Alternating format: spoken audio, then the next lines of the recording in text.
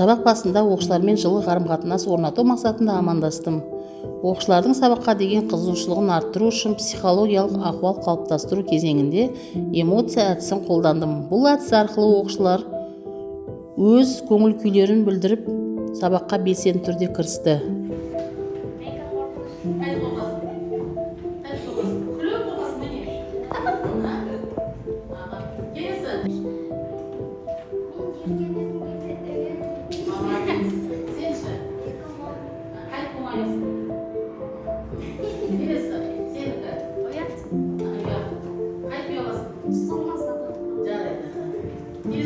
Үй тапсырмасын қайталау мақсатында мозаика әдісі қолданылды. Оқушылар өткен тақырып бойынша қойылған сұрақтарға жауап беріп, мәтіндік редактор, пернетақта батырмалары, Word бағдарламасы туралы өз білімдерін еске түсірді. Сабақтың ортасында жаңа сабақ түсіндірілді. Оқушыларға шрифт пен абзацты пішімдеу жолдары көрсетіліп, практикалық тапсырмалар орындалды.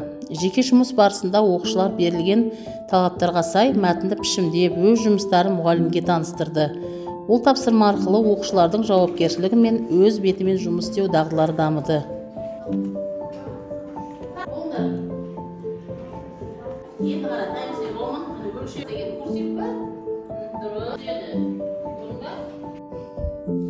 Келесі топтық жұмыста оқушылар берілген суреттен мәтіндік редактор құралдарын және пернетақта батырмаларын тиісті түстермен белгілеп, бірлесіп жұмыс жасады. Бұл кезеңде ынтымақтастық пен бір-бірінің пікірін құрметтеу құндылықтары қалыптасты.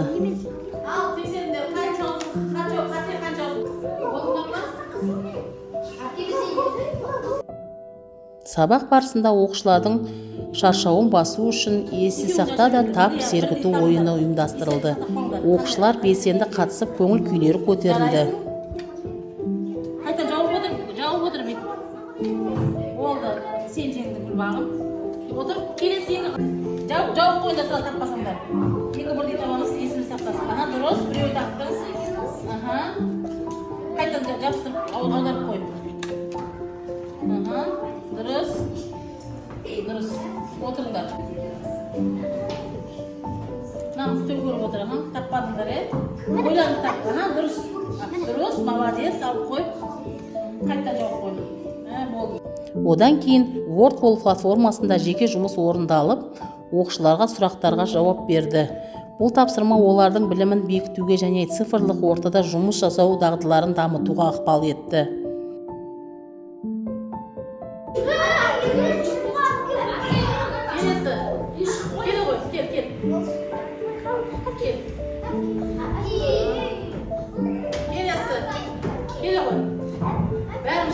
Сабақ соңында жұптық жұмыс ретінде дұрыс емес кестесі орындалды.